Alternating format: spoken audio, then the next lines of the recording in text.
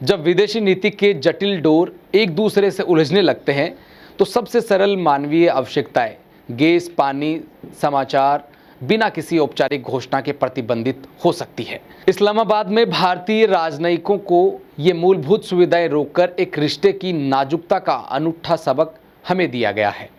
इस कदम को भारत ने Vienna convention on diplomatic relation का गंभीर उल्लंघन बताया है, क्योंकि इसमें राजनयिकों को उनकी मिशनों की गरिमा और सुचारू कार्य सुनिश्चित करने की गारंटी होती है। भारत ने भी नगण्य लेकिन पुख्ता जवाबी कदम उठाते हुए नई दिल्ली में पाकिस्तानी राजनयिकों को अखबारों की आपूर्ति बंद कर दी है।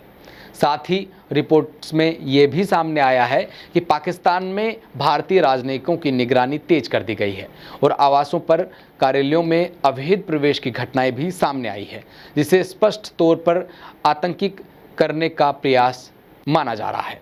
राजनयिक रिश्ते सिर्फ सरकारों के बीच के पन्नों पर नहीं लिखे जाते, बल्कि उन छोटे मानवीय कणों से परिभाषित होते हैं जैसे पानी, गैस, अखबार। जब ये बंद कर दिए जाते हैं तो हमें ये याद दिलाया जाता है कि असल प्रभाव कितनी आसानी से आम जीवन साधने पर पड़ता है। इस छिपी राजनीति में मानवता की आवाज़ रह रहकर हमें ये याद दिलाती है कि कूटनीति में समय समय पर संवाद और सम्मान से आगे कुछ भी टिकता नहीं है। बदलाव की घड़ी में कई चीज़ें ऐसी होती है तो शायद कुछ नया देकर जाती है, और इस घड़ी में क्या नया मिलेगा और क्या नया बदलाव आएगा, ये भी देखने वाली बात होगी।